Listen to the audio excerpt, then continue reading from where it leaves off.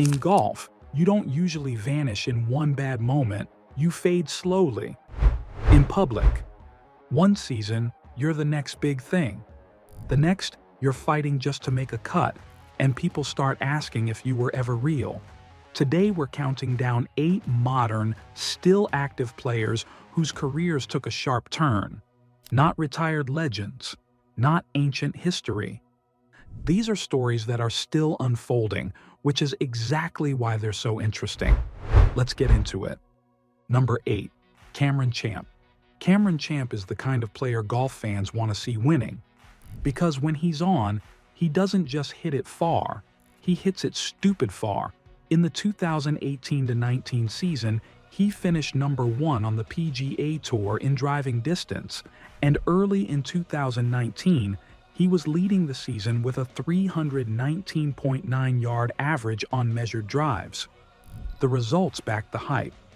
Champ has 3 PGA Tour wins: the 2018 Sanderson Farms Championship, the 2019 Safeway Open, and the 2021 3M Open. And his best official world golf ranking was as good as number 63. So the storyline was obvious: power plus early wins equals future star. But golf doesn't let you live on one superpower.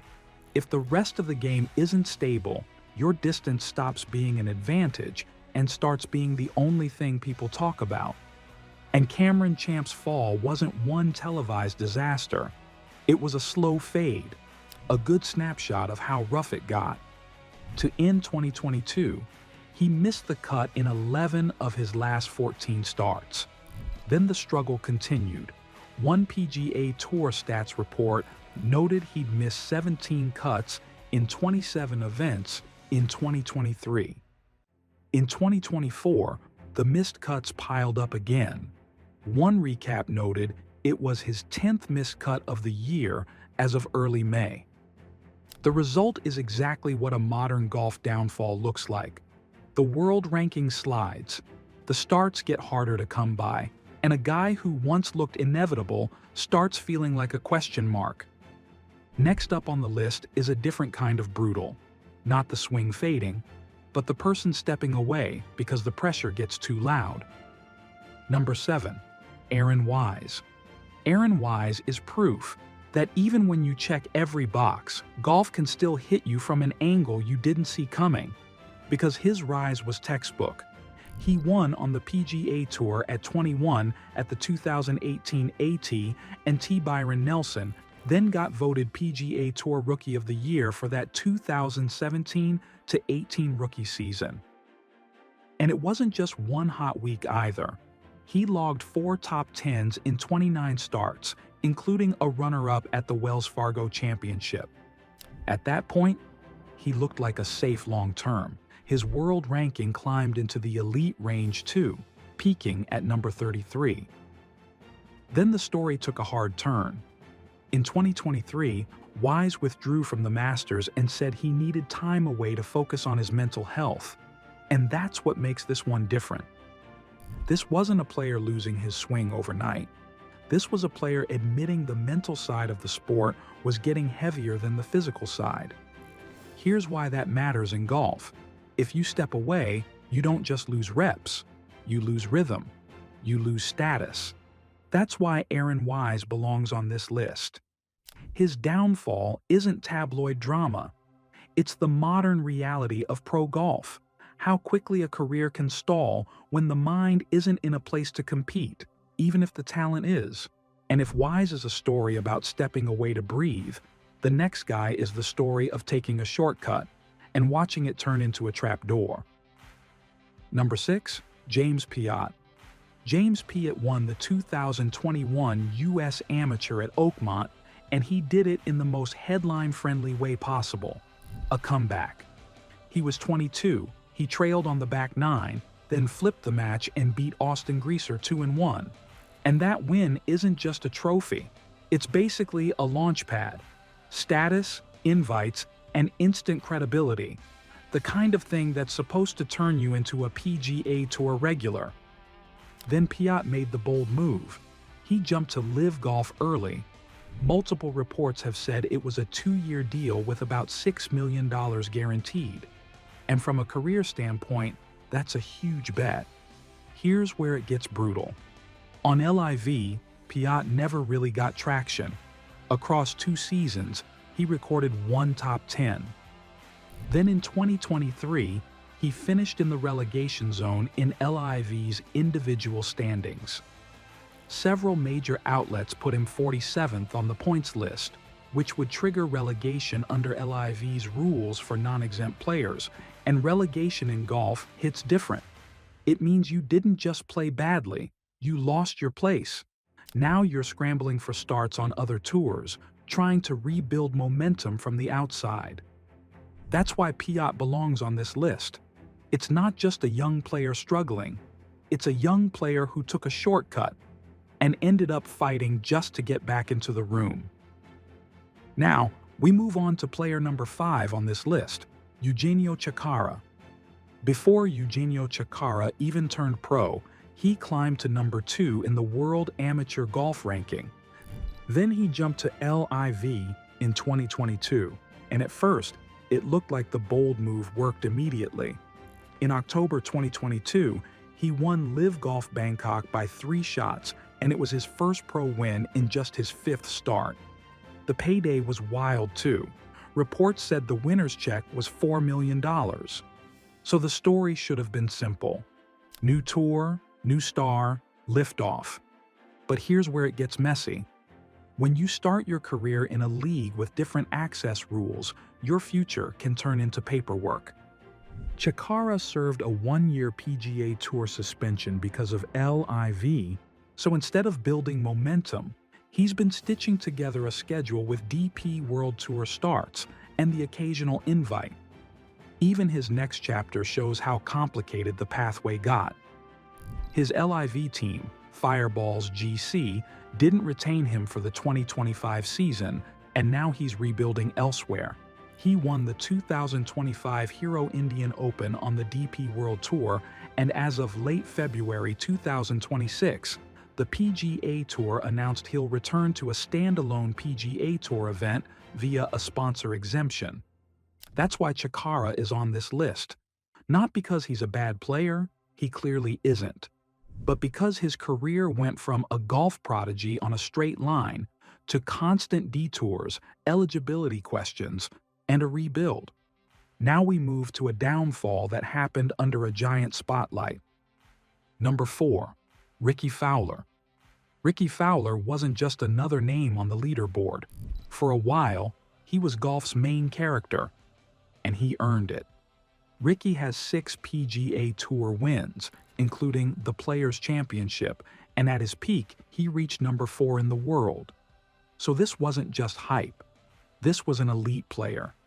Then things started slipping, not with one blow-up round, more like a slow leak, a missed cut, a quiet Sunday, another week where nothing really happened.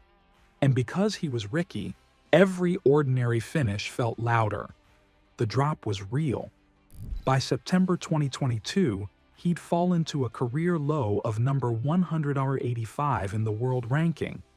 When you're that far down, big tournament starts get harder, the margin for error gets smaller, and every week feels like you're playing for your career.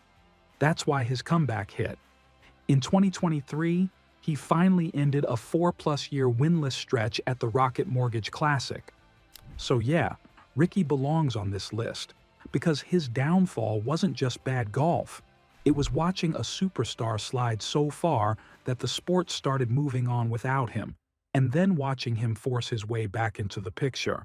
Now, the next player's story is even harsher, because his peak was so high that anything less looks like failure. Number 3. Jordan Spieth.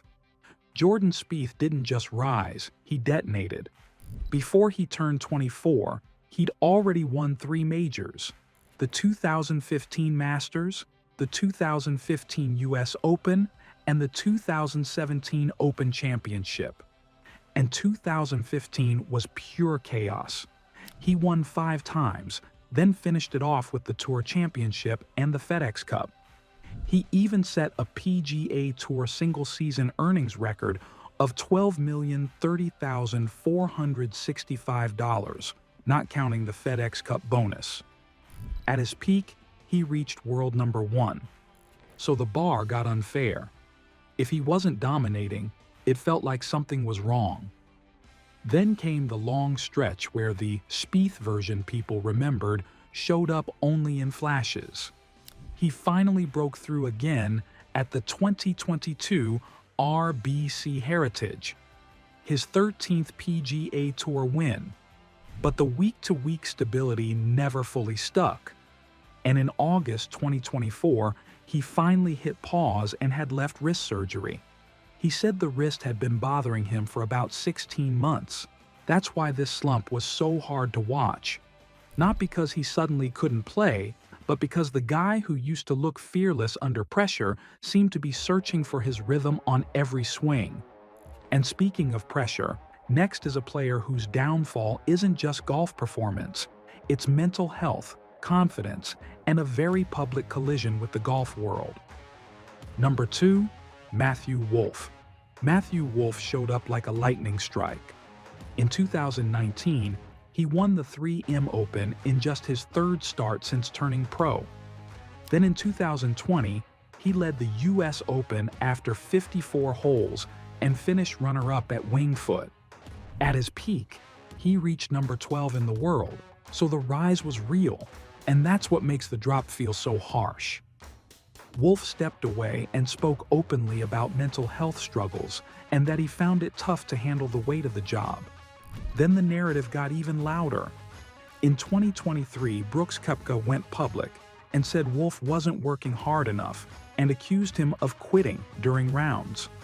When a major winner says that out loud, it becomes your label. So Wolff wasn't only fighting his form, he was fighting the story people told about him. He also moved to LIV, and every rough stretch became part of a bigger debate. That's why he's number 2. He had a rocket ship start and a very public unraveling. And now we get to number 1, Viktor Hovland. Viktor Hovland felt inevitable because his peak wasn't just a hot streak, it was the top of the sport.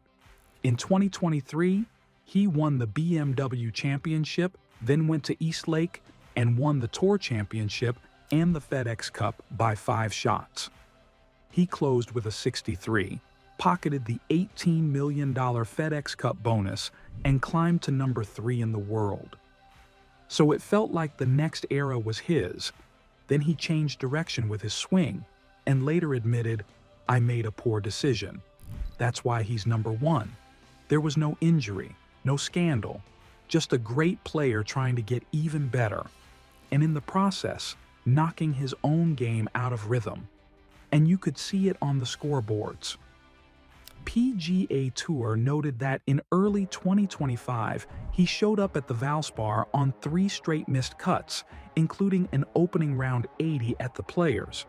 But the swing change fallout was bigger than one ugly score. He was switching coaches, chasing fields, and Sky Sports noted he went 8 months without making a 36-hole cut in a full field event. Even in 2024, Golf Channel pointed out he posted only 2 top 10s in the whole year. So it wasn't just a slump, it was a top-tier player trying to rebuild his swing while tournaments were still going on. That's the brutal part. He's still young and still elite, but you can tell he's searching for answers in real time.